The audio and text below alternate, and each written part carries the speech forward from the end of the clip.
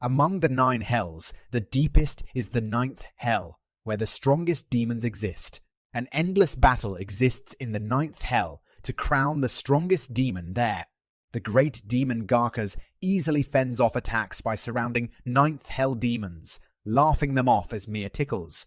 The great demon Galak enters, challenging Garkas to a fight. A ferocious battle ensues.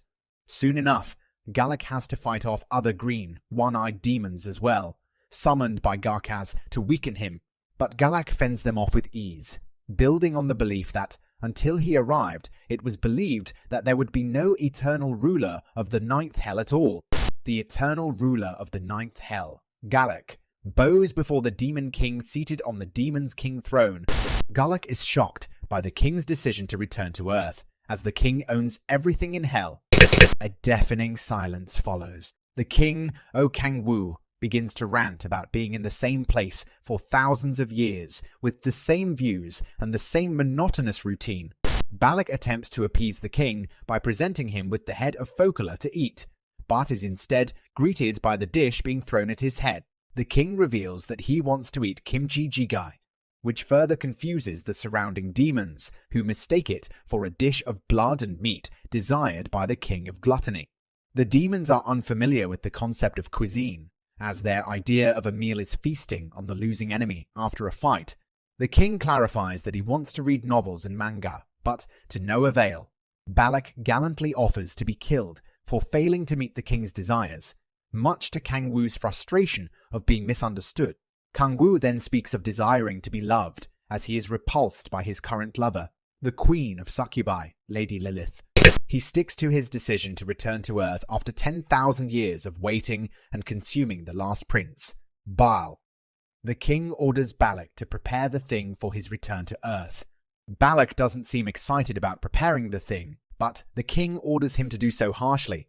The black sorcerer Amon completes all preparations accordingly, but he warns Kangwu that putting so much magic into the armors of the 7 princes of hell could alter time and space, creating a crack in the dimension. Kangwu still sticks to his decision, excited to get back to Earth. The king proceeds to the Myriad Demon Palace, where the gate to Earth opens for his exit. Lilith begins to cry, scaring Kangwu. She rushes after him, claiming to join him wherever he goes. Horrified, Kangwu outpaces her and smirks as he finally leaves her behind. But as he enters the gate, a warning comes up, stating that a nuclear crack has been detected. This initiates the Gaia system. There is a constant warning of the core's power being stronger than its capacity. Defense mechanisms for all dimensions are also initiated. The Gaia system approaches a system overload, resulting in a failure. Another warning crops up. Complete exclusion on core crack is considered impossible. This triggers the process of limiting the seal. Kangwu, in excruciating pain, blacks out. He awakens in a forest, surrounded by trees. He pulls up a status window to check on his body, only to reveal that his powers have been sealed. He looks up to see an army of green demons running towards him, readying for an attack. Kangwu prepares to attack as the creatures lurch towards him from the forest. But as he prepares to advance, he realizes with a shock that demonic energy is weak in the Myriad Demon Palace. He resorts to using the demon Sabnoksh's power of the blade to attack the creatures, which turn out to be E-rank goblin monsters. After finishing off the goblins, Kangwu advances to level 4. He begins to physically feel stronger too. To gauge some information about the place, Kangwu absorbs the bodies of the goblins, gaining information on their biology, but not on his whereabouts. His demonic energy stats increase by 1 point, which stuns Kangwu, as the existence of demonic energy in this place probably means this isn't Earth at all. He hears a shrill scream in the distance, which doesn't sound like a monster or a demon. Using his power of speed, Kangwu bolts towards the scream, praying for it to be human. And there lies a girl with purple hair being attacked by the same goblins. She has 2 eyes, 1 nose, and 1 mouth. Kangwu fights off the goblins, after which the girl thanks him. The girl introduces herself as Honsiola. Kangwu is still quiet, overwhelmed with emotions after finally witnessing a human being after 10,000 years. He bows before her and demands her hand in marriage, much to the girl's embarrassment. Kang-woo apologizes for being overly excited. To his dismay, Seola has injured her leg. As he steadies her and helps her out, Seola's phone drops to the ground. Kang-woo recognizes it immediately as a smartphone. This delights him as he realizes this must indeed be Earth. Meanwhile, he helps Seola with her leg wound, communicating with her happily in Korean. He recalls how difficult it was to speak with the demons in hell in Korean. After wrapping up the girl's leg, Kang-woo hands her the phone. He sees the year on the phone. It is 2023. This means he has been in hell for 5 years. He is confused with the time span relativity. However, he temporarily dismisses this fact and instead asks Seola why she is in this place. The girl reveals that she was solo gate hunting an E-rank gate. Kang-woo is fascinated and questions her about her level. She turns out to be a level 6 player. Seola then questions Kang-woo on why he is here. He laughs it off as a long story. The two approach a gate, which appears to be a space rift. The existence of the gate again confuses Kang-woo about whether or not this is indeed Earth, and the size of the gate befuddles him about its maintenance. The two walk through the portal. The first thing Kang-woo notices are the two-eyed normal human beings all around him. All are discussing players, bandits, and tankers. But they are very much humans. Kang-woo wells up with happiness after witnessing this. To his complete surprise, Seola invites Kang-woo to her place for a meal as a token of her gratitude to him. Overjoyed, he accepts quickly. Suddenly, the duo is approached by two armed people, asking to check their player cards. Kang-woo fumbles. He has no player card, so he chooses to use the Demon Dantalion's power of Oblivion, thus distorting the officer's perception. The officer, under the Oblivion spell, checks the card, nods, and walks off. He then turns to Seola, and they both head to her house. Seola happily introduces Kang-woo to her mom as her savior, and the mom meets him with delight. She welcomes him inside warmly, promising a humble but filling meal to thank him. Although Kang-woo is upset that Seola's mom is also there, he is still grateful when he compares this to his life in hell. The mother heads towards the kitchen to begin preparing the meal. Seola checks her phone and asks her mom whether she texted her. The mom says she did and warns her daughter to contact her in a timely way. Kang-woo gets an idea. Why not use Seola's phone to glean information about his whereabouts? He asks the girl for her phone, and she happily hands it over. She then joins her mother in the kitchen. Kang-woo is initially overwhelmed when using the phone after 10,000 years. However, he soon focuses on the task at hand and searches for news articles from 2018, 5 years ago. He soon finds headlines about February 22, 2018, labeled the Day of Cataclysm. The news articles go on to explain how several gates appeared out of nowhere all over Earth, from which monsters emerged. Firearms proved useless against these monsters, and armies were massacred. The USA headed the formation of a world organization for emergency operations, with Korea being the 9th country to join. Players began to appear, the first of which emerged from the USA. They are viewed as a source of hope for humanity. Having gone through these articles, Kang-woo assumes that he must have fallen into hell on February 22, 2018. But he feels the need for more sources before reaching a solid conclusion. Seola and her mother arrive with the food. Kang-woo is jubilant to see kimchi jjigae. He immediately begins to eat, remembering the times he had to devour hideous demons in hell that tasted like trash. Seola and her mom watch in astonishment as Kang-woo devours the food with absolute zest. He asks for more rice, which Seola cheerfully brings. Suddenly, the door bangs open as a tall blonde man enters, yelling angrily for Seola to come out. The blonde man approaches Seola, yelling at her about entering the gate. Seola is furious and screams at the man, Taehyun, to get out of her house and leave her be, as she is a full-fledged player now. On hearing this, Taehyun bursts out laughing, calling her a low-level player. He proceeds to lament how the both of them have a father who passed away early and a mother who doesn't earn much for a living.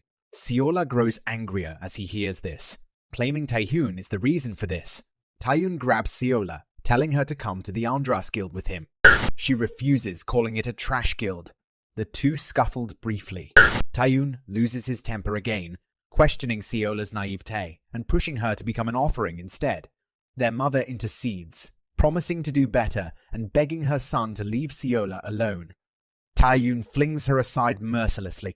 He begins to boast about having had a second awakening and being a superior player. However, Taehyun's ramblings are interrupted by loud, slurping noises. He breaks off and zones in on the source of the noise. It is Kang-woo, happily eating his kimchi. Taehyun walks over to him, demanding his attention.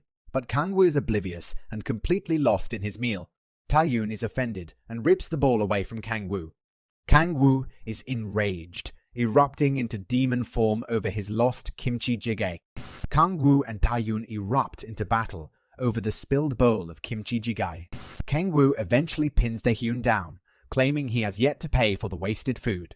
Taehyun ridicules him for fighting over stupid kimchi jjigae. This triggers Kang-woo even more. He twists Taehyun up and demands he say, "Kimchi jjigae is a sacred food." He torments Taehyun until he repeats it louder and louder with the right tone. He demands to hear Taehyun reach the 7th octave. Taehyun eventually screams it out at the top of his lungs. Kang-woo reluctantly lets him go with a final warning to Taehyun about never degrading kimchi jjigae again. Seola is tending to her mother, who is injured after her brief tussle with the deranged Taehyun. Meanwhile, Taehyun is half-dressed and washing the dishes while still quite beaten up after his fight with Kang-woo. He mutters angrily to himself while washing up. Kang-woo instructs Taehyun to be thankful for the life he has, much to Taehyun's annoyance. After washing up, he is summoned by Kang-woo. Kang-woo uses the demon Oroba's power of dread on Taehyun, eliciting fear from him that will never wash away and turn him into a puppet as he squirms on the ground, begging for mercy. Kang-woo warns him never to mention the events that transpired to anyone outside the house and sends him away. Seola watches on, marveling at how she has been saved yet again by Kang-woo. Kang-woo, on the other hand, is scrolling through her phone. He needs money and comes across an article on magic stones. Magic stones are stone-like cores found in monsters with magic power. The darker these stones, the greater their ranks. Kang-woo asks to see Seola's stone. She hands it over. It is an E-rank stone from the goblins Kang-woo had fought off earlier. Kang-woo doesn't sense any demonic energy in the stone. Instead, he finds magic present within the stone. This makes him question the origin of demonic energy. He hands the stone back to Seola, deciding to sell these magic stones to earn money. He then asks her about nearby player support centers. She informs him that the closest one is the head office near Seoul Station. She adds that she also has to visit the location and invites him to come along. She proceeds to reveal that she was trying to earn some money for her family, reflecting on how foolish she had been. But she is still determined to aim for her second awakening. Kang-woo marvels over how angelic Seola is, but also views her as a potential obstacle to his hunting efficiency. He must focus on growing stronger, and is therefore unable to help Seola at the moment.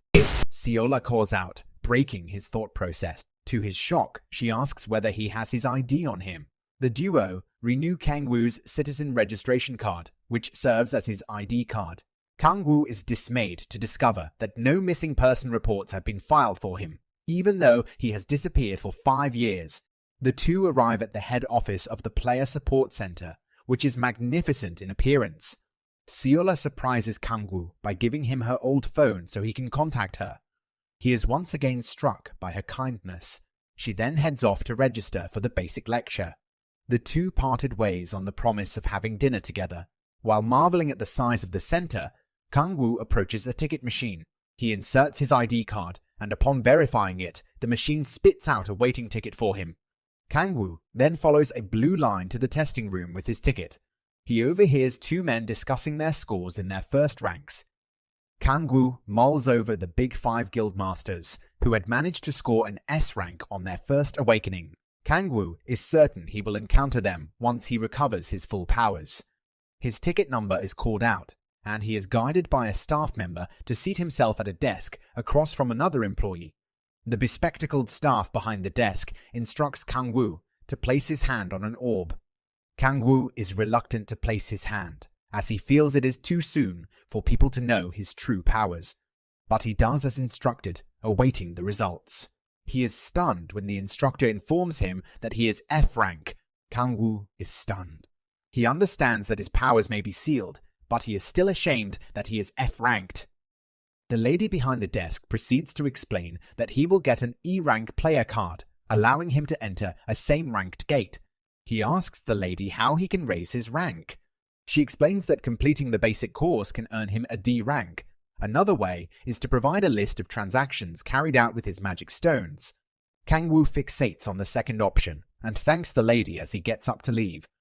As Kang Wu leaves, the lady behind the desk sympathizes with him, but just then, the orb turns completely black. She stares in bewilderment as it cracks in half. Wondering what had just happened, she calls on the attendant to replace the broken orb. Out on the streets, Kang Wu witnesses bandits being rejected when looking for parties. He briefly wonders why before stepping up to a guard and producing his player card to enter a gate.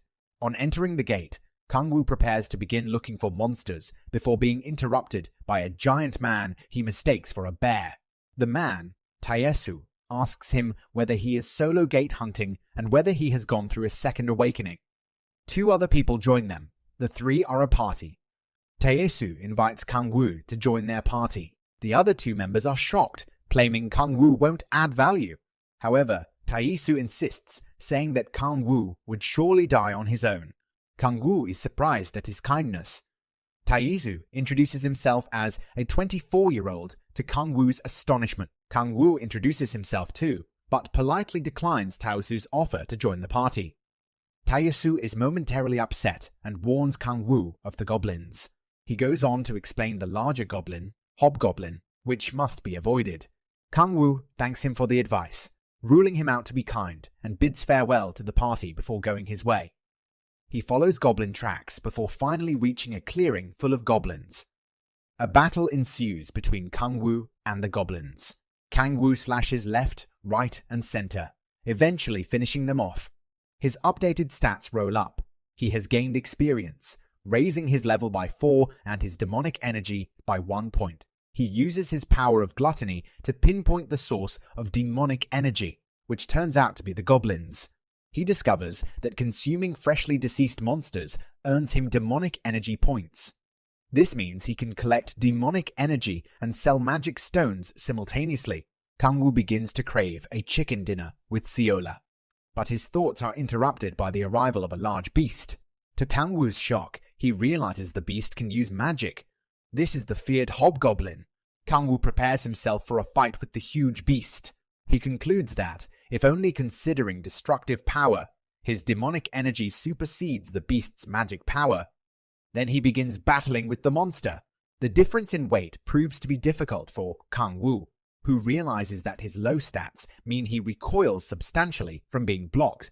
While fighting, he admires the Hobgoblin's skills, but Kang Wu has a trick up his sleeve. He summons the Demon Crossel's power of rage, which, although multiplying the target's power, does so at the price of the target's rational thinking. Resultantly, the Hobgoblin begins swinging wildly, thus creating the opening Kang Wu was looking for. He swings back and attacks. Kang Wu successfully defeats the Hobgoblin. His stats show up. He has gained 150% bonus experience points for killing off a C-rank boss monster, the Hobgoblin. His level has increased by 3, unlocking his second awakening and propelling him to level 11. His second awakening special ability, Insatiable Hunger, is also unlocked. This allows him to absorb more demonic energy from defeated enemies through gluttony. Kang Wu tests out the strength of his gluttony. He sees dark as smoke. The total amount of demonic energy he has amounts to 19. He then proceeds to test how much stronger he is after the increment in demonic energy. The increase is 3 times what he expected. He is slightly taken aback, mulling over the dangers of such sudden power increases. Kang Wu also senses that the seal of the Myriad Demon Palace is weaker. He surmises that each time he unlocks an awakening, the palace seal gets weaker. Hence, if he keeps leveling up, he might regain his previous powers, citing more reasons for him to go to higher-ranked gates. After collecting the magic stone, Kang Wu focuses on the next goal, the third awakening at level 20. Kang Wu and Siola are having a chicken dinner at a busy restaurant. Kang Wu devours the chicken hungrily while Siola looks on with awe. The two chat, and Siola asks him whether he has family or friends. He reveals that he has none. Seola then offers her place for him to stay. Kang-woo is astonished at the kindness and accepts the offer when Seola insists he has helped her greatly within a brief time period. Kang-woo hands Seola around 3 million won as a fee for staying with her, which she is reluctant to accept. She is finally convinced, as she is quite cash-strapped herself. Kang-woo is happy at the prospect of having kimchi jjigae to eat every day. Kang-woo asks Seola whether there are any D-rank gates nearby. She informs him there is one nearby, although it is chock full of lizardmen. Kang-woo decides to head there the next day to defeat stronger beasts, and thus unlock his awakenings. Seola offers Kang-woo her brother's room to sleep in for the night. They bid each other a good night, and Kang-woo cuddles in bed, enjoying the warmth, softness, and silence. The next day, Kang-woo witnesses the same bandit he had seen the previous day being rejected again. He feels sorry for him, but remains focused. He enters the D-rank gate after getting his identity confirmed.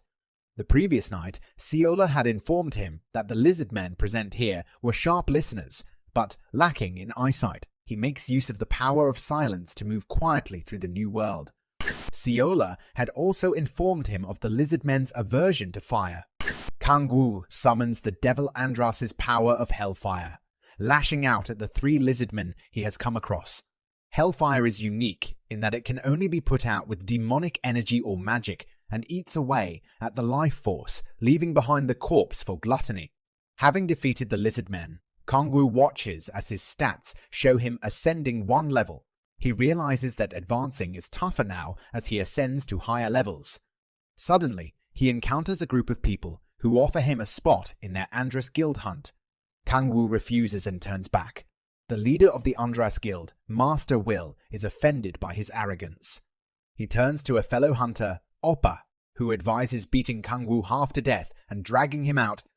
The gang gets excited at the prospect since it has been a while for them. Kang-woo comes across the Andras Guild again, who inquire about his hunting process. The conversation takes a sour turn as Kang-woo angers the guild again with his insolent attitude. Will summons the lizardmen using sound, announcing that around a dozen are approaching. Will thinks he has won the battle already, but Kang-woo responds with a chuckle as he switches to demon mode and summons the power of sound. Will screams at him to stop, which he eventually does, but too late. Dozens of lizardmen approach the group. The Andras Guild protects itself with a barrier while the lizardmen surround them. The guild curses Kang-woo, asking him whether he plans on committing mass suicide. He laughs as he has protected himself with the power of silence, therefore trapping the Andras Guild gang. Will of the Andras Guild is shocked to see a skill that somehow controls sound.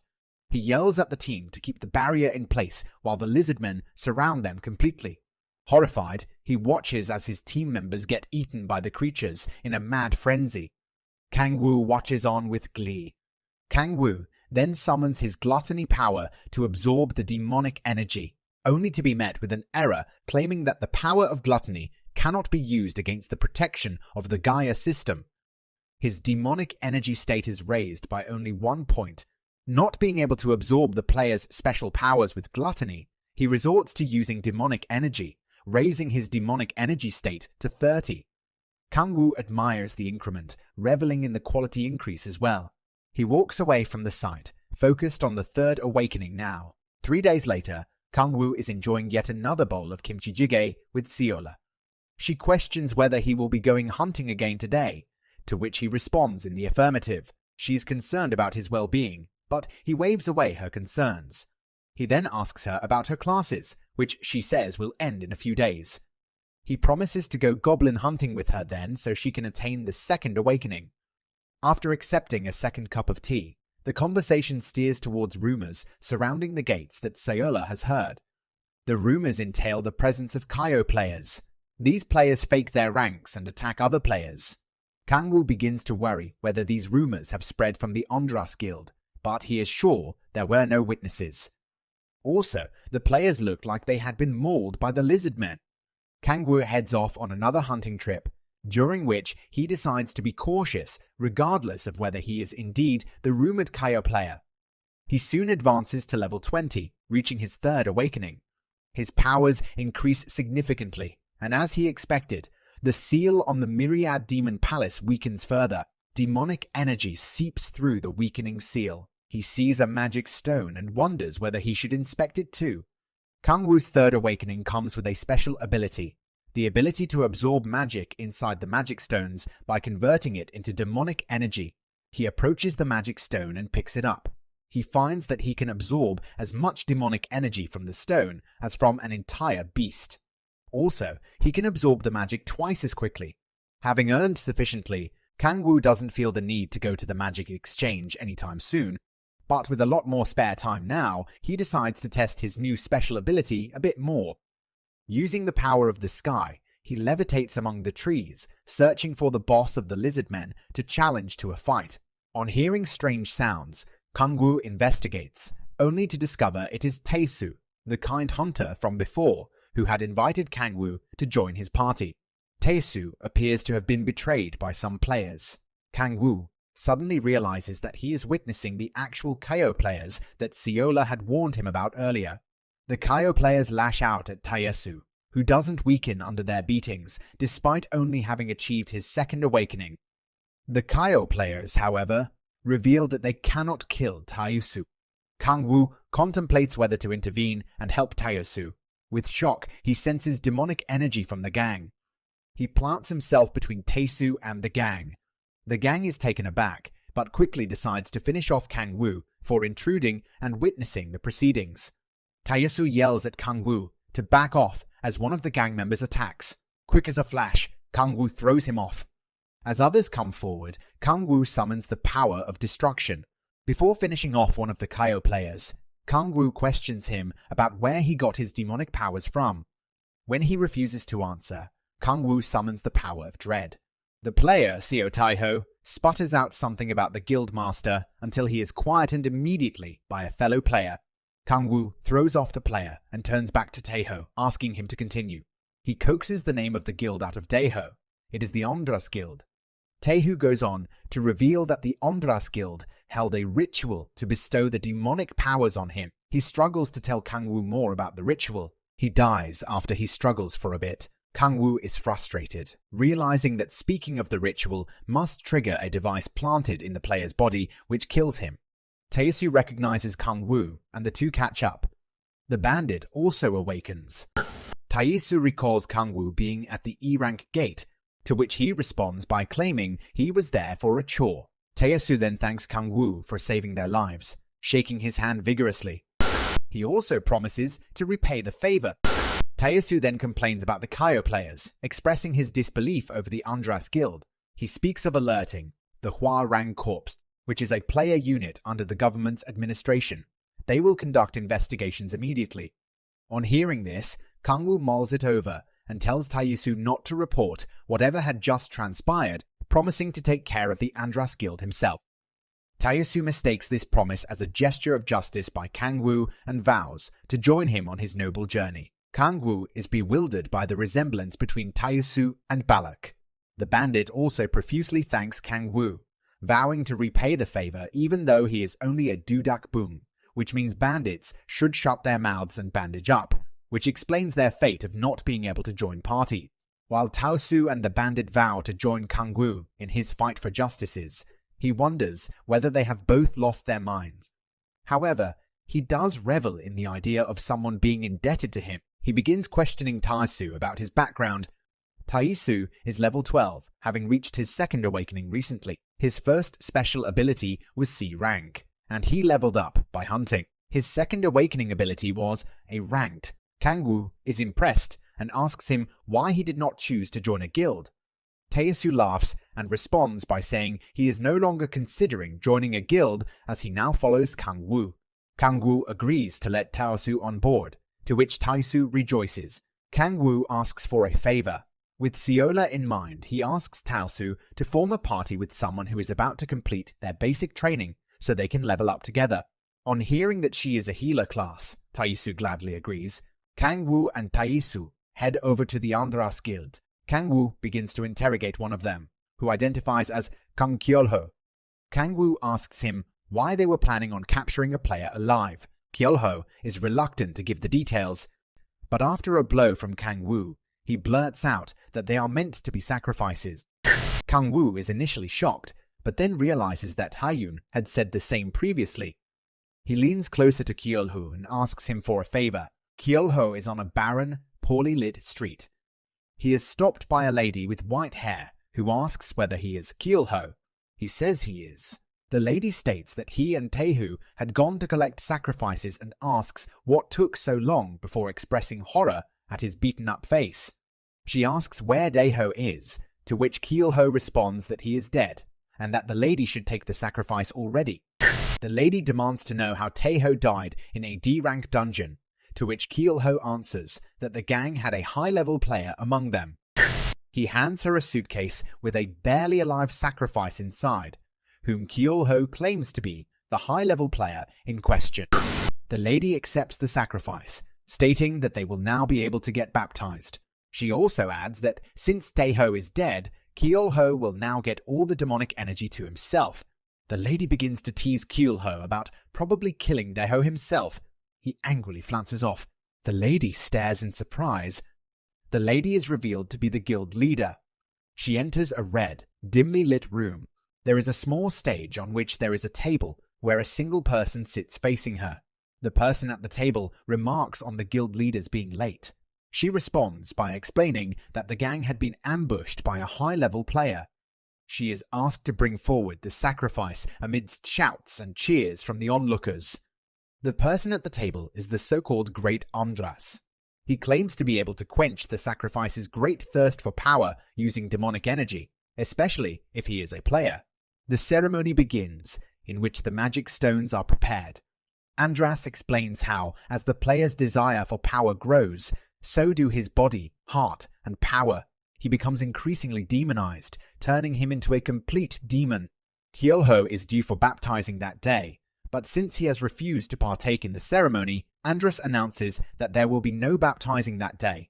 Additionally, the sacrifice is deemed ownerless, because of which Andras claims ownership over it. Andras thirsts for the plentiful magic stones, fantasizing about holding several more ceremonies and getting even stronger. He begins to absorb the demonic energy flowing through the crack, basking in it. However, there must be a medium present to avoid death while absorbing the demonic energy. Andras uses the sacrifice as the medium. He allows it to absorb the demonic energy until it dies, after which Andras drinks its blood, hence absorbing refined energy. To his surprise, Andres notices that the sacrifice appears to be lasting longer than usual. He takes it as a good sign since the longer they last, the more demonic energy can be obtained. But as the amount of demonic energy keeps increasing without limit, Andres is flabbergasted. Andras demands that the absorption of demonic energy stop as it crosses never-before-seen limits. Shocked, he watches as the sacrifice sits up and speaks. The sacrifice is Kang Wu. Kang Wu cheekily asks for the ceremony to take place once more. The surrounding people are shell-shocked. Andras is infuriated and lashes out at Kang Wu. A fight ensues, and Kang Wu makes use of the power of the Iron Wall, which he finds more convenient to use with the absorbed demonic energy. The surrounding people all attacked Kang Wu on Andras's instructions. They fail to so much as lay a finger on Kang Wu. The guildmaster, Ko Deokyun, then intercedes again, choosing to use the power of Hellfire. But, much to Deokyun's horror, Kang Wu responds with even more powerful Hellfire. Out of nowhere, Deokyun bows down before Kang Wu, proclaiming this to be the great incarnation of Andras. He claims that Kang Wu is the long-awaited Messiah and King. He then forces all the others to bow before Kang Wu as well. Kang Wu, deciding to play long, summons the power of the sky and levitates over the bowing throngs of people. He proclaims himself to be the great Andras, the king of Hellfire. He then instructs Deokyun to dismiss all his subordinates, as he wishes to speak to him alone. Kang Wu tells him to cut to the chase, and that he is not the Andras at all, as Deokyun very well knows. Kang Wu then orders him to answer his questions only, the first of which is how Deokyun learned to create a crack with the magic from the magic stones. Deokyun answers that he was preached to. A random person approached him one day, claiming he could attain eternal life if he followed the demonic religion. Kang Wu asks him how he could accept the guy's offer without second thought. Dio Kyun explains that he was too powerful, overpowering the guild and ordering them to choose between following him or death. Since that day, the guild has been unaware of the person's whereabouts, receiving all orders by mail and following them to the letter. Kang Wu, understanding the significance of this person, demands to see the letters containing the orders. Dio Kyun hands them over. It turns out to be just one letter. The letter contains a few sentences ordering the receiver to accept the demonic religion and to collect as many followers as possible to turn Earth into hell, so the great evil entity can descend on Earth. Kang Wu surmises that Dio Kyun can't be the only one to whom this person has preached the demonic religion. He is also furious at the idea of Earth being turned into hell. He lays forward 3 orders to Dio Kyun to investigate the demonic religion, to not perform the ceremonies again, and to keep the events that had just transpired between the two of them. Dio Kyun is afraid and agrees hastily. It dawns on Kang Wu that the mess created by the Andras Guild will be difficult to clean up, as this isn't the first time they have used players as live sacrifices. Since the government forces are involved, he also must stay wary of them, as they might come after him if he begins investigating the demonic religion. But as Kang Wu concludes, it is all worth it. Having used the power of dread on the guild, he decides they will not leak any information, and he will discard them as soon as they have proven to be useful. After the long day, Kang Wu heads back home to Seola. Seola is angry at Kang Wu, as he has not contacted her all day and she is beginning to worry. He apologizes and promises to stay in touch next time. Seola has already begun preparing dinner, the usual kimchi jjigae. She informs Kang Wu that she has received her second awakening during that day's hunt, and she will not start to work to pay back Kang Wu. Seola goes on to explain that she has received a special ability called the Blessing of Light with her second awakening. To Kang Wu, this is great news, as he can now picture an amazing team formation with Taeyosu, a healer with a high-ranked special ability and a tanker. If these two work together, their strength would surpass that of other parties. Kang Wu asks Seola what guild she is planning on joining. Despite getting various offers, she has decided against joining any as she wants to help Kang Wu. But Kang Wu turns her down gently by telling her that at her current stage, she wouldn't be of much help to Kang Wu. He explains that forming a party now would distract him from participating in serious fights or even gaining sufficient experience. For proper training, he needed to be part of a party with compatible people. The best option for Seola now would be to pair up with a tanker he knew with an A-rank special ability, Taeyosu, and gain the necessary battle experience. As soon as she leveled up, she could form a party with Kang Wu and try for a higher-ranked gate. Seola agrees happily, stating that she would like to level up quickly and join Kang Wu to support him on his missions. While Kang Wu plans the future course of action, Seola places the kimchi jjigae before him, and all Kang Wu can see now is the stew. This time, though, Seola urges him to try the stew with ramyun toppings. Kang Wu gets overly emotional and vows to protect Earth, with its kimchi jjigae and ramyun toppings, from the demonic religion propagators. Back at the player support center, Kang Wu is informed that his C-rank player card will be mailed to his address the following day. From C-rank onwards, the processed magic stone needs to be added to the card, therefore rendering it impossible to provide the card on the spot. On leaving the center, Kang Wu thinks about how he has had no proper rest since arriving on Earth. Kang Wu now wonders what he can do to rest up. He remembers that he would watch webtoons or read novels before, as he had no money to engage in other activities. But he chooses not to do that, opting instead to enjoy whatever he can on Earth, what with all the work he has put in to be here. Kang Wu reaches a PC zone. He explores the menus on the monitor, choosing ramyun. From the games, he goes for the most popular one. The game, like real life, calls for the player to form a party of 5 with varying roles. Kang Wu plays the game excitedly, collecting gold with each monster he manages to kill. His ramyun arrives, and he begins to eat as he plays. For the first time, Kang Wu tries a pickled radish and is mesmerized. He follows it with a carbonated beverage, likening the meal to heaven. He looks back at the screen, only to see that he has died in the game. Kang Wu cries out in alarm. A red-haired girl wearing a cap approaches him, wondering who is screaming such profanities. The girl suddenly becomes aggressive, lunging at Kang Wu and beginning to fight him. She asks whether he has been sent by the Mir Guild, which is one of the top 5 guilds out there. He says he isn't, which the girl doesn't believe. Kang Wu asks her which guild she is in, to which she proudly answers that she is in the top 5. She abruptly stops, claiming that she was not to mention that. However, Kang Wu has wandered off to pay his bill. The girl is furious. She follows Kang Wu, demanding to know his guild and stating that no A-rank player is without a guild. To correct her misconceptions, Kang Wu produces his D-rank ID card. The girl is shocked. How could she not defeat a D-rank player? The skills Kang Wu had displayed during their brief kerfuffle were far from D-ranked. Kang Wu walks off, leaving the girl befuddled. Once outside the zone, Kang Wu reflects on losing all his abilities, but retaining his fighting reflexes due to years of experience. Nonetheless, he is stunned at meeting another player of a similar level so soon. The final move took him by surprise. He was just as curious about her as she was about him. The red-haired girl from the zone Yeonju Nim is alone in an alleyway. She pulls out a device like a cell phone and dials up the Red Roses strategy team.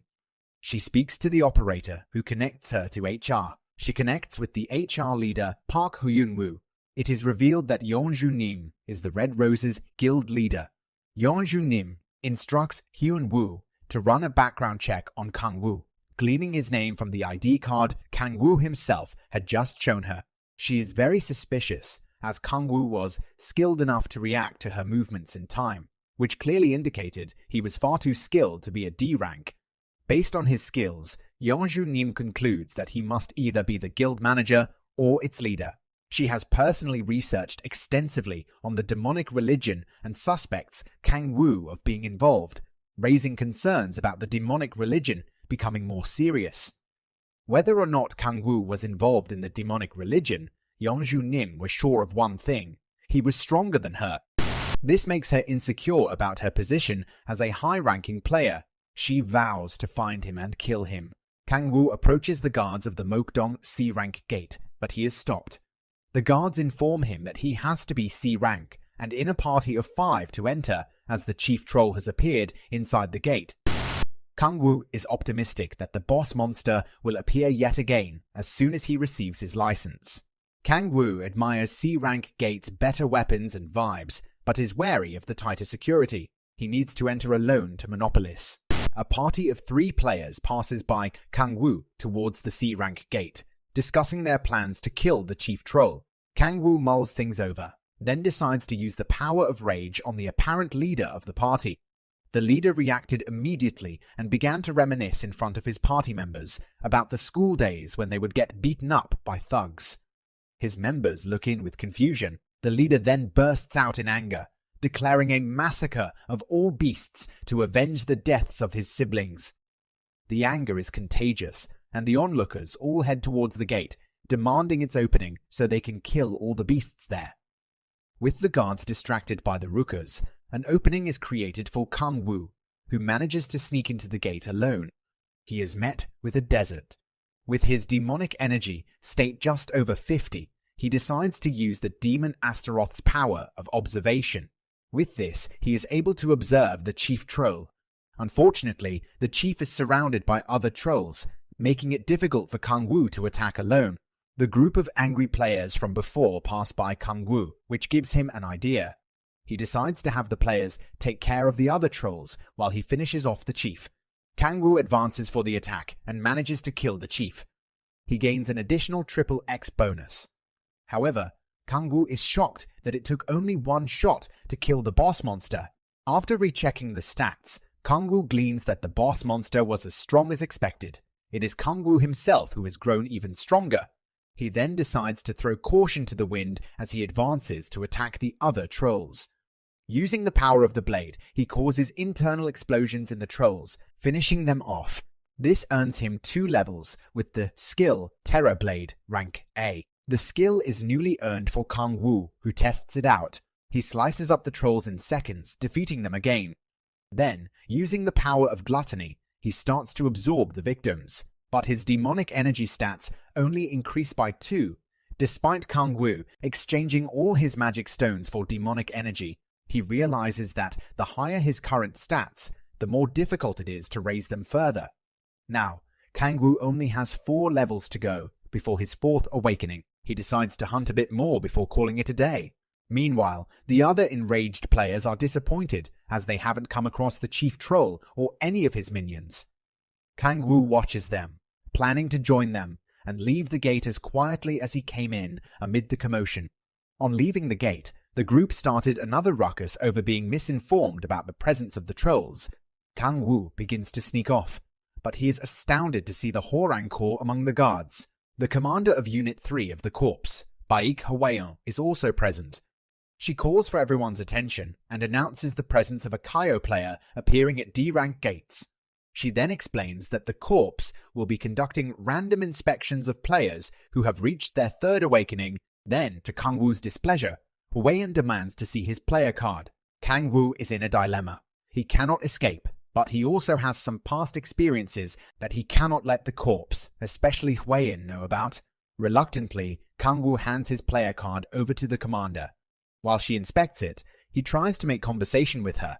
She finally verifies the card and hands it back to Kang Wu, who asks for the name of the Kaio player the Corps is after. She waves off the question, thanking him for his help. Kang Wu is now aware that the government is also investigating demon worshippers. Satisfied with the day's work, he decides to head home. But before that, he calls up Taesu and invites him to catch up with Kang Wu. A few days later, Kang Wu introduces Seola to Taesu at a cafe. Kang Wu emphasizes the two forming a party and hunting in D-rank gates, as initially planned. Seola describes her special ability called the Blessing of Lights to Taesu. It allows her to heal and will let her buff Taesu's strength, stamina, and dexterity. She can attack as well, though not with much power. Kang Wu asks Taesu about potential dealers for the party. Taesu plans to introduce the candidates to Kang Wu the next day before going out for hunting, to which Kang Wu and Seola both agree. Plans have been finalized to meet near East Incheon the next day. Taesu has his eyes set on a D-rank gate there with trolls, which are stronger than lizardmen, hence accelerating his and Seola's growth. Also, Taesu mentions that it isn't a swamp, thus making the hunt easier. Kang Wu is astonished at Taesu's mental acumen. Kang Wu soon excuses himself from Taesu and Seola's company to go hunting, as he has to level up more. He is currently at level 29, only one step away from his 4th awakening. In the hunting ground, after killing a fair number of monsters, Kang Wu senses the smell of human blood, a massacre of at least 6 people. He finally finds the bodies. All have been killed. Kang Wu looks around for the culprit and is suddenly face to face with a hellhound. Kang Wu is shocked to see the hellhound here on Earth. The monster lurches at Kang Wu, who attempts to fight back with his blade. When the blade proves useless, he channels the power of the dark spear. However, the hellhound is madly ferocious. Kang Wu looks for an opening, and when he finds one, he uses the power of Earth. This again proves futile, as the beast gets up yet again for another attack. Now, Kang Wu chooses to channel the Demon Baphomet's power of 1000, which apparently defeats the monster. Kang Wu's stats pull up, informing him that he has successfully defeated C-rank Crack's Fragment, raising his XP, increasing his level by 5, and propelling him to level 30. Thus, he achieves his 4th awakening with the special ability Ruler of Demonic Energy rank A. This means Kang Wu can now use demonic energy more quickly and naturally while concealing it from other beings. Kang Wu is puzzled about the Crack Fragment. He wonders what a crack is and how the Hellhound made it here in the first place. He briefly contemplates, then abandons the thought process, thinking it a waste of energy. He then proceeds to use his power of gluttony to absorb the corpse. After consuming it, he decides to leave for home. On his way home, Kang Wu sees the same red-haired girl who had attempted to attack him in the PC zone. She introduces herself as Chao Yongzhu. Kang Wu immediately recognizes the name as that of a famous player he had heard some other players mention at the support center. He recalls that the name belongs to one of the top 5 guild masters and narrows it down to Red Rose. So this was the guild master of Red Rose. Kang Wu asks her what she wants from him. She informs him that she has investigated him a bit. She proves this by mentioning his name, age, date of birth, and childhood to him. She is correct. Yongzhu is curious how Kang Wu, who was initially ranked F, is hunting at C-ranked gates in 3 weeks. Yongzhu continues, saying she initially thought Kang Wu was a criminal, but all his records, from his fingerprints to his face, checked out. She surmises that he is a highly talented player who might surpass her in his abilities, or even Baek Kangyun. Kang Wu asks her what she is getting at, and is astounded to hear that Yongzhu wishes to sponsor him. This means she will support him financially and help him level up faster. When asked for the reason, she claims that she admires his fast-paced leveling up. The sponsorship includes a temporary gate pass that grants entry to A-rank gates, and below with no level restrictions. If Kang Wu wishes to form a party, the Red Rose Guild will match him up with their members according to the classes he needs. If he decides to sell his magic stones to the guild, he will be exempt from taxes. He can also obtain equipment. Unique rank and above will need deposits, but epic rank and below can be borrowed for free. Kang Wu can also get a house and a car, but there are strings attached.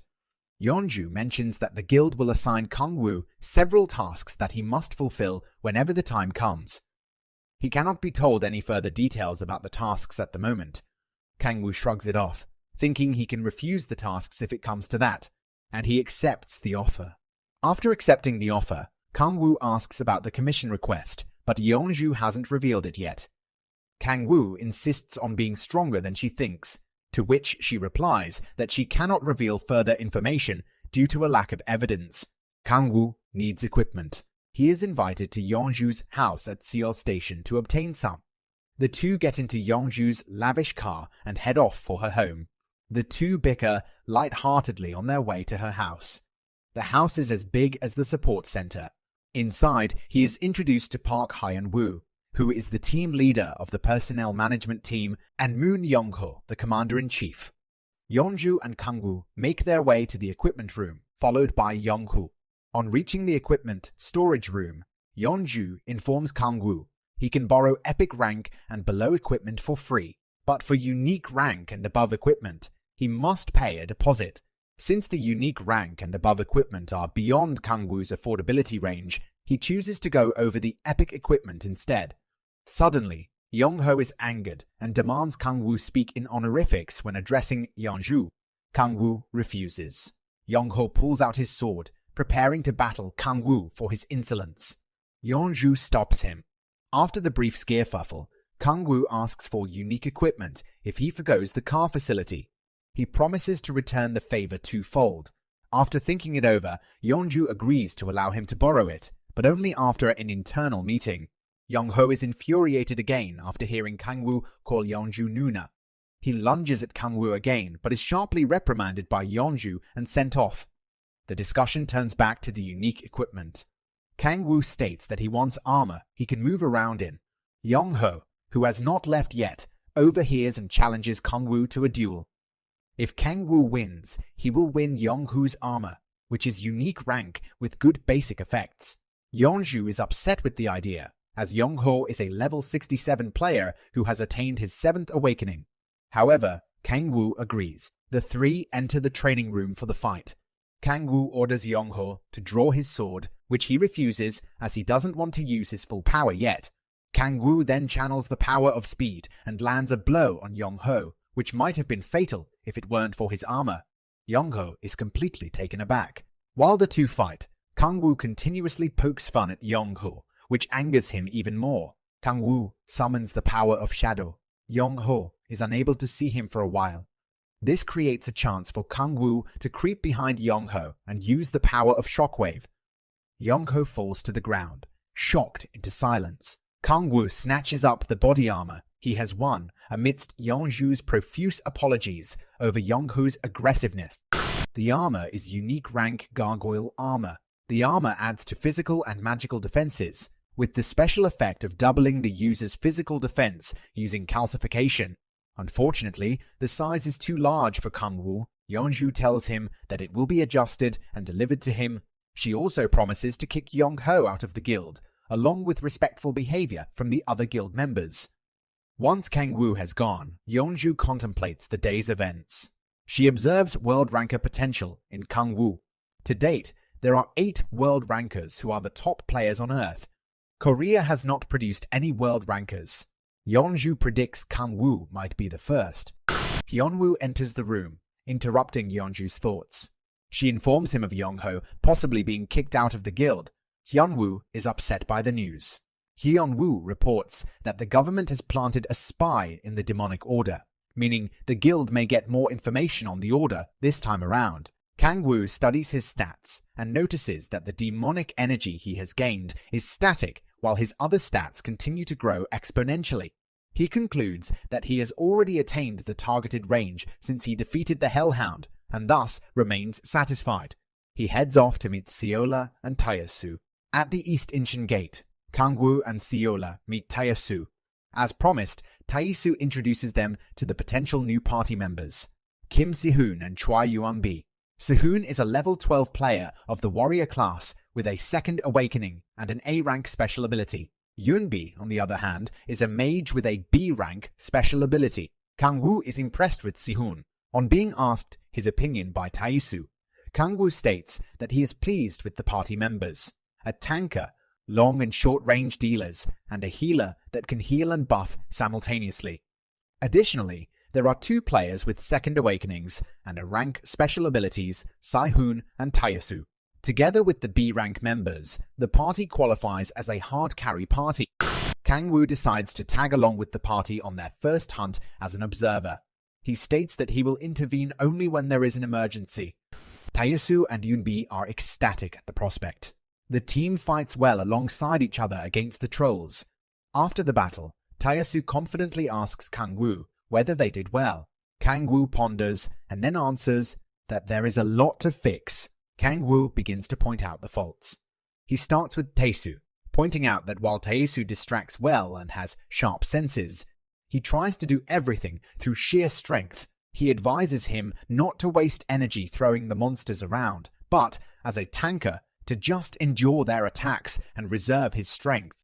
With Seola, he praises her for buffing Taesu at the right point, but he advises her against following up the buffing with the Arrow of Light to guard herself. As a healer, she already receives sufficient attention and must avoid attacking, as the tanker will not be able to do much to distract the monsters from her. Yun-bi is advised to knock out the beasts with weaker lightning magic spells, as she is the assisting sub-dealer. The main dealer is Si-hoon. Si-hoon is not given any further advice. He has fulfilled his role perfectly. While the gang praises Si-hoon for performing excellently, Kang-woo wonders how Si-hoon has grown to be this skilled so quickly, guessing that he might be an actual genius. Kang-woo leads the party to another point, where they engage in battle again while keeping all of Kang-woo's pointers in mind. They perform far better, with Si-hoon still fighting effortlessly. To his horror, Kang-woo sees a demon wolf sprinting towards them. The wolf attacks them. Kang-woo channels the power of Thousand to fight it off.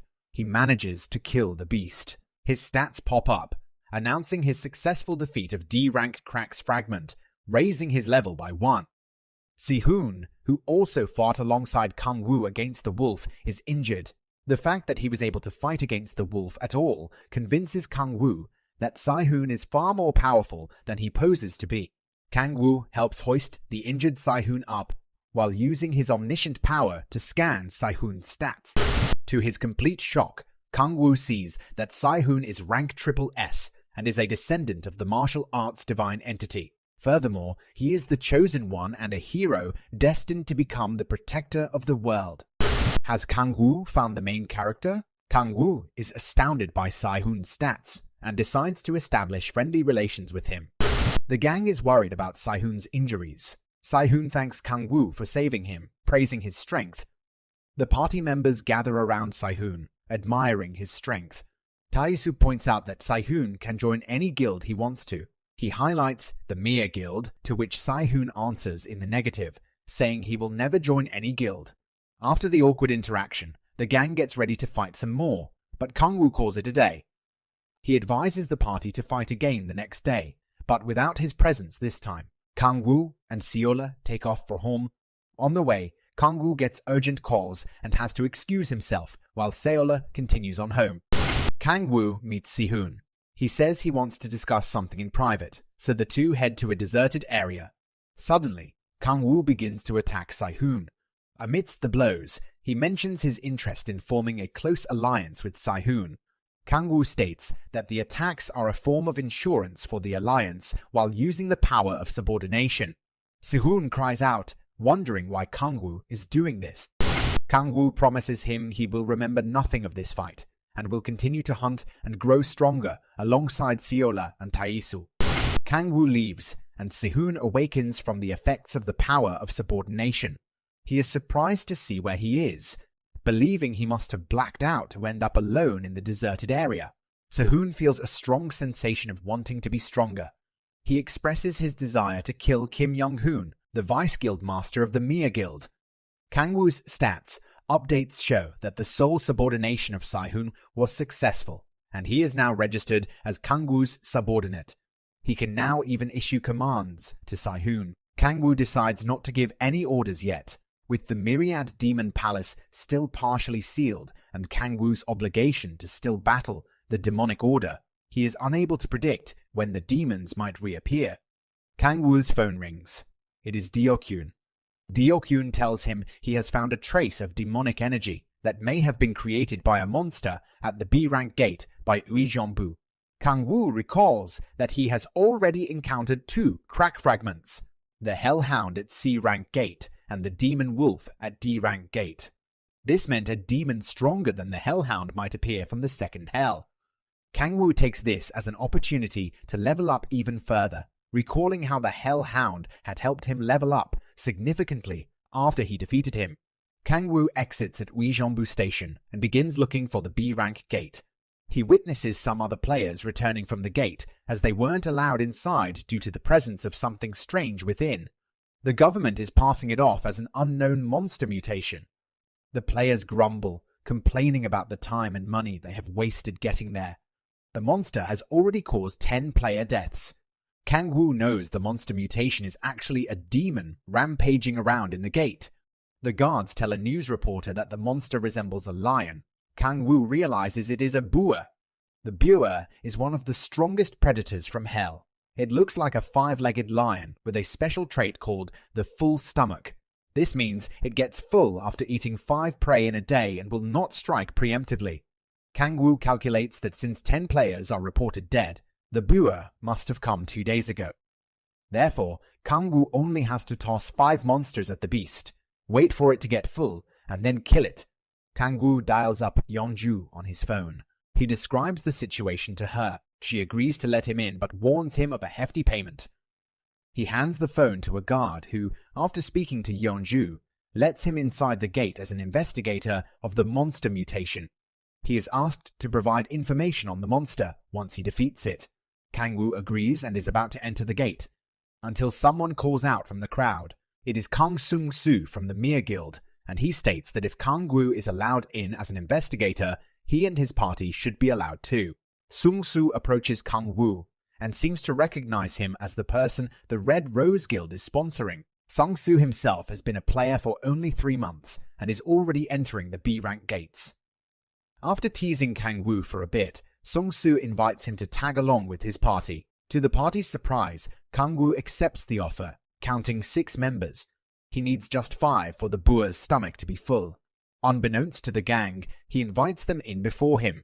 The Mia Guild member Sung-soo aimed to humiliate Kang Wu, but with Kang Wu's agreement on joining hands, the media instead began to highlight and appreciate their cooperation. The group, along with Kang Wu, proceeds to enter the gate. While they head towards the gate, Sung-soo chooses to mock Kang Wu along the way. The Mia Guild's master and the owner of the conglomerate Mia Electronics is Kim Ja-hoon. He was awakened as a player with his son, Kim Young-hoon, 5 years ago, when gates opened suddenly all across the world. Using the finances obtained from Mia Electronics, he leveled up quickly as a ranker, eventually founding the Mia Guild. This means the Mia Guild is overtly wealthy. Kang Wu contemplates causing a clash between the Mia Guild and the Red Rose Guild, leaving him to reap the bounties. but he decides against it, with the realization that Yongzhu is still quite useful to him.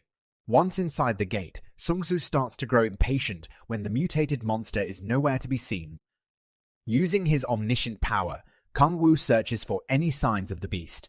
He senses the Bua nearby, and since it is moving about, it has not had its 5 meals of the day.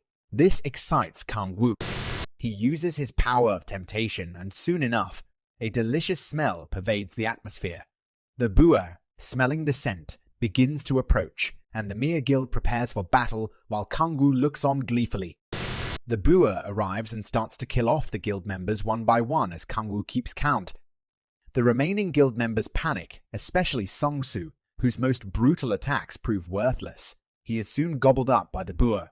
Kang Wu gladly counts the last number, 5. The Bua, with a full stomach, settles down. It is now at the point where it will not move unless it is attacked. Kang Wu combines the power of the Dark Spear and the power of Hellfire to finish off the beast. After manipulating the 2 powers using his skills, Kang Wu's stats refresh to show that he has acquired the skill Bident, rank S. He is now able to gain more precise control over a registered skill. He attacks the beast, finishing it off. His demonic energy stats also rise by 7, reaching a level of 60. The condition of extreme demonic delay is also achieved. Kang Wu reads that extreme demonic delay is the first stage one should reach in order to become a demonic divine entity. However, no further information is provided. Kang Wu is surprised he has not heard of this condition before, but it confirms his previous suspicions that he might become stronger on Earth than he ever was as the Demon King of the 9th Circle of Hell. He might even clinch a spot as a demonic divine entity. Kang Wu then uses his power of gluttony to devour the Bua's corpse. His demonic energy increases by 4. From behind him, Sun Tzu, who is still barely alive, demands to know what Kang Wu is. Kang Wu questions Sun Tzu about who encouraged him to provoke Kang Wu. When he doesn't answer, he torments him physically. Sun Tzu finally answers that it was Kim Young-hoon. Young-hoon had asked Yongzhu out before, but she was rejected. Since then, he has developed a strong hatred for the Red Rose Guild. He began propaganda against the Red Rose Guild and pushed fellow guild members to propagate the image that the Mia Guild was superior to Red Rose. Sun Tzu shows Kang Wu a picture of Young-hoon. Kang Wu sees a resemblance with Sai-hoon. Kang Wu chooses to let Sun Tzu live because he has a role to fulfill. The two exit the gate into a crowd of reporters and other onlookers. Kang Wu puts on an act and tearfully announces that everyone else had succumbed to the creature's attacks. And, to Sun Tzu's surprise, he gives all credit for surviving to Sun Tzu. He describes how Sun Tzu gallantly chose to stay and fight the lion-like monster, so it would not escape the gate and harm civilians. He even lied, saying that Sun Tzu fought the monster alone until he killed it. Kang Wu even labels Sun Tzu as a hero to the journalists. Sun Tzu ends up in a coma due to cerebral bleeding as a result of his injuries. Yongzhu is having tea with the Sanare Guild Master, Zhong Hongju. Hongju is curious about Kang Wu. The subject of conversation soon changes to the demonic order, about which only the 5 guilds have proper information. If information about the order and its human sacrifices were to be leaked to the public, there would be chaos. Kang Wu enters the room. Hongju excuses herself and leaves. Kang Wu seats himself opposite Yongzhu, who presents him with a temporary S-rank gate permit. She also warns him from hunting there. Kang Wu reveals that he overheard Yongzhu's conversation with her friend. Yongzhu informs him that the Red Rose Guild is the only one among the 5 to cooperate with the government in finding out more about the demonic order. The guild will be rewarded handsomely for its cooperation, but Yongzhu reveals that she is also attempting to avenge the deaths of multiple guild members at the hands of the order.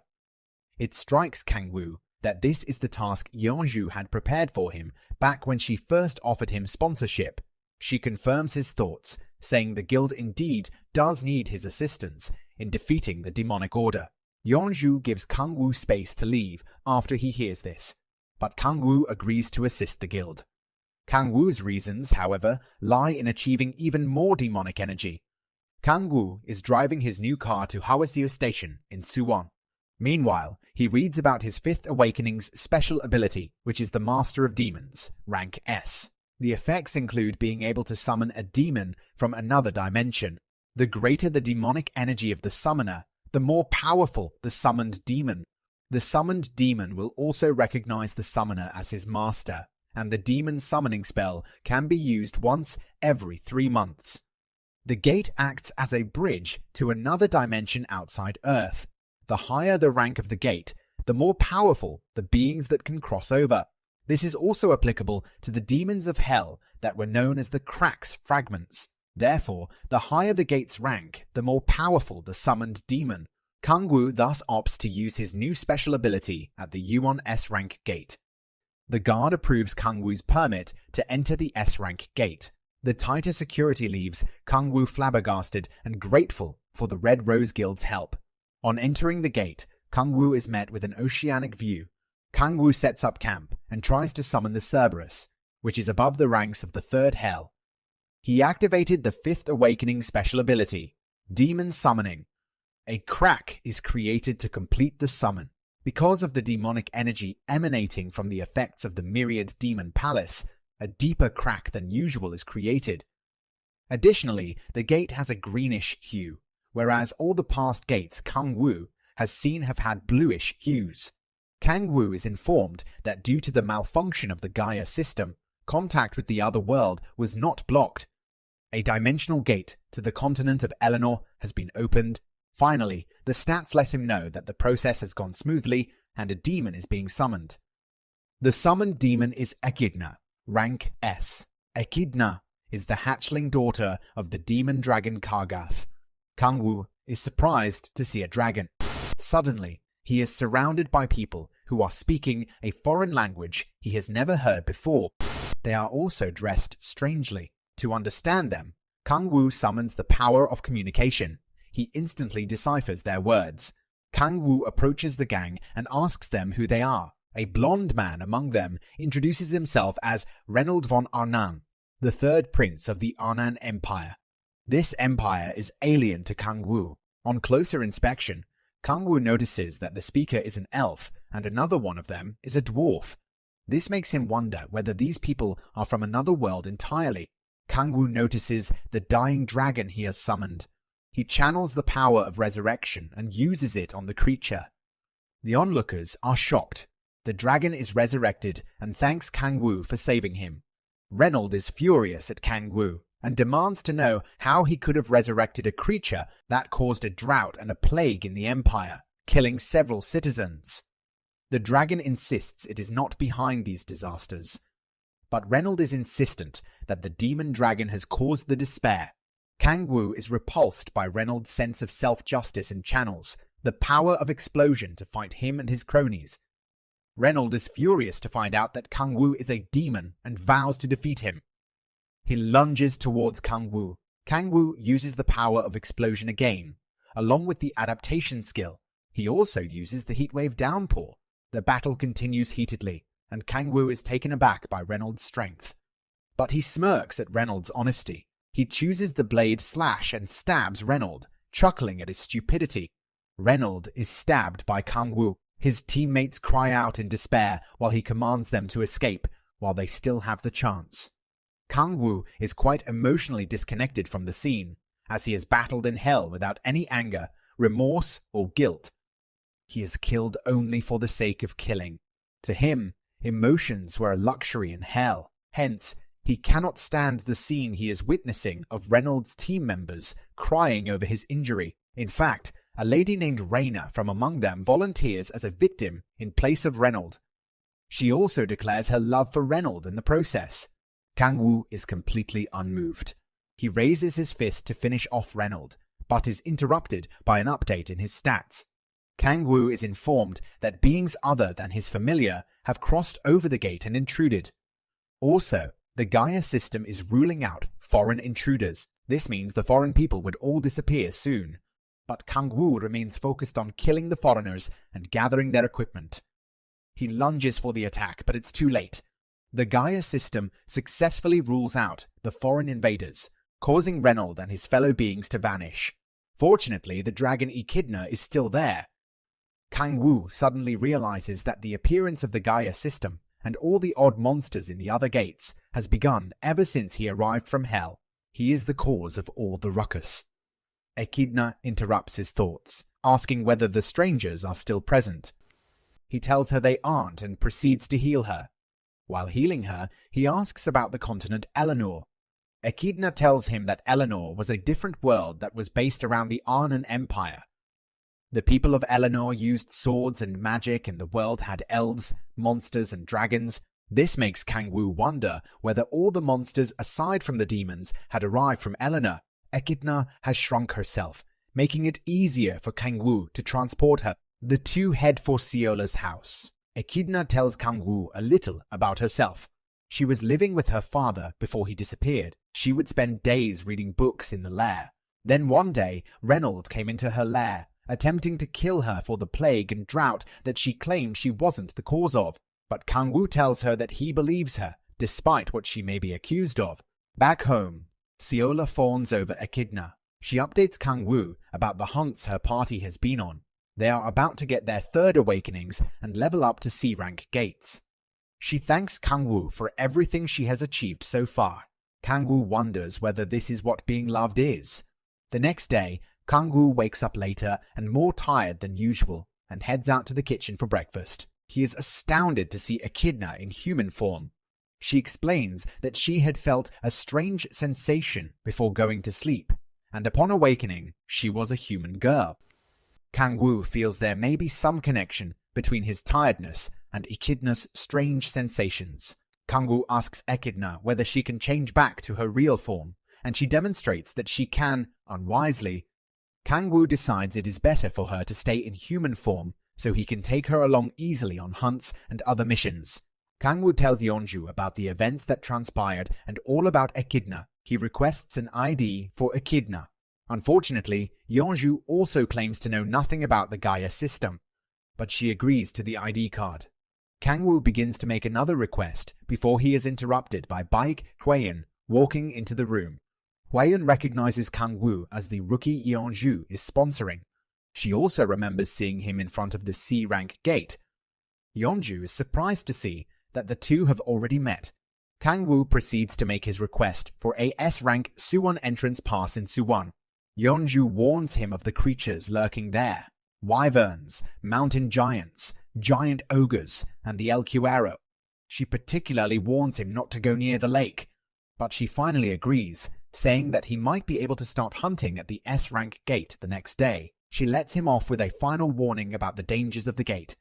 Yeonju turns to Hwaeun, who informs Yeonju that one of their members who had infiltrated into the demonic order had managed to get a video clip with compelling evidence. The contact point to receive the video is Suwon at the Hwaseo station the following day. Yeonju recognizes it as the same place as the S-rank gate Kang Wu wishes to hunt at. The following day, Kang Wu and Echidna set off for hunting at the S-rank gate. Kang Wu promises to go hunting with Siola and her party soon, which excites her.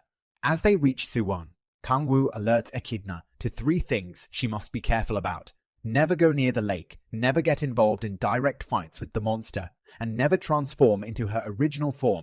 Echidna agrees.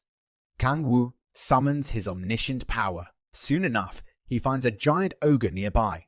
He begins by summoning the power of temptation.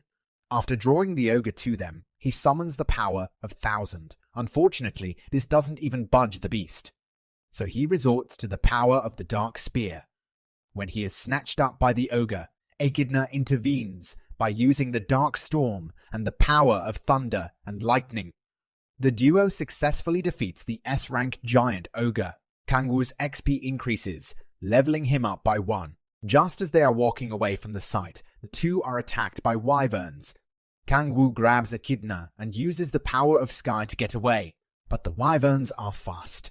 Echidna transforms into her dragon form. She defeats the wyverns. This makes Kang Wu wonder whether Echidna could be stronger than him. Echidna used up a lot of her strength during the fight, and instantly loses consciousness when she switches back to human form. When she awakens, Kang Wu tells her not to transform again like that. He also realizes that Echidna has absorbed his demonic energy after becoming his familiar. The more she uses his demonic energy, the greater the power she wields. The greater the demonic energy Kangwu possesses, the more demonic energy Echidna can use. Two more ogres approach the duo. Kangwu prepares for a fight, but they are both destroyed by two men. One of them is the guild master of the specialized bandit guild on Yuri, Sha Minghyuk. The other is the guild master of Hainul and the #1 ranker in Korea, Baek Kangyun. They offer to help Kangwu and Echidna, though mockingly. He thanks them and manages to get out of the gate with Echidna. On their way to some shops to get Echidna new clothes, Echidna shocks Kangwu by pointing to a dark alleyway, saying she smells the scent of human blood there. The person who had infiltrated the demonic order was caught trying to send the video clip with compelling evidence. While trying to escape, he remains determined to try and get the memory card containing the clip to Huayan. He struggles to walk. This is where Echidna spots his smell. Kangwu and Echidna come face to face with the escaped infiltrator. The dying man hands over the memory card to Kangwu. Kangwu uses his omniscient power on the memory card to find more details about it. He gleans that the player is Dong Hoon, and he has completed his 6th awakening, which means he must be highly skilled, as only 60th level players who have crossed their 7th awakenings can enter S-rank gates. Kangwu slides the memory card into his phone, only to see a video clip containing inappropriate imagery. Suddenly, he is surrounded by red-masked people. They declare that since Kangwu has watched the video clip, he cannot live. He is also instructed to hand the memory card over, but he refuses, willing to protect the first inappropriate imagery he has seen. The masked strangers attack. Kangwu uses the power of the Iron Wall and the power of speed against them. The strangers, who turn out to be from the demonic order, start to transform into demons to fight off Kangwu. Kangwu opts for the Terror Blade to defend the attackers, successfully wiping them out. Out of nowhere, Yeonju and Hwayun appear beside Kangwu. They are shocked to see each other there. Yeonju asks Kangwu whether he has come across a memory card containing a precious video clip. He answers in the affirmative, showing her the card. Yeonju asks him to hand it over, since she has to use it at once. Kangwu is confused as to why. Kangwu hands over the memory card to Yeonju, who insists that the two watch it together. Kangwu explains what had happened with the memory card and the attackers, confused about the reasons. Yeonju is astonished to see the contents of the video. However, Hwayeon points out that it is only a cover-up and the actual video can be accessed by using the video decryptors at the headquarters. The four set off for the Hwarang Corps headquarters. Back at the headquarters, Hwayeon announces the death of Dong Hoon to the fellow corps members, instructing them to further devote themselves to the mission at hand and to compensate the deceased's family. Hwayeon asks to speak to General Cheng Hyungjae, but is informed that he is on a foreign trip to Japan to investigate an S-rank gate. Hyungjae is the highest authority in Hwarang First Corps, and also a Hwayeon's superior. He is so powerful that only Baek Kangyun can face him. Hwayeon and the rest then leave for the investigation room to watch the video. The video shows a dimly lit red room with a stage. Two people are visible. One is kneeling on some stairs before the stage, and the other is on the stage, facing the other way. The kneeler informs the other person, the Cardinal, that the preparations for the summons will be completed in 3 weeks. He also tells the Cardinal that sponsorships have also been received from a big guild, with the majority above B ranks. He goes on to state that it wouldn't be long until their wish is fulfilled, after which the order would reward them generously. He is cut off by the Cardinal and admonished for his far-reaching ambitions. The Cardinal ends by declaring that there is a rat present in the room before looking directly into the camera. The video ends. Kangwu draws 3 deductions from what he has just seen. There must be someone with greater authority than the Cardinal. They were preparing to summon something on Earth, and there is a big guild sponsoring them. He announces that it would be prudent to discover the guild supporting them. He suggests weaning off information by baiting the big guilds. He goes on to explain that the demonic order people target players with low ranks, but high-ranked special abilities. Also, there has been an increase in KO players at low-ranked gates and an increase in missing person cases. Thus, a rumor can be spread that there is a talented player at a low-ranked gate. He is sure this will cause the demonic order to chase this person due to their insatiable hunger for power. Yonju points out that most high-ranked players with low rankings are part of one guild or another. She also refuses to lend any of her guild members for the purpose of being bait. Kangwoo smirks, thinking of Sai-hoon as the bait. We really hope that you enjoyed the first part of this manhwa. Make sure to like and subscribe for more.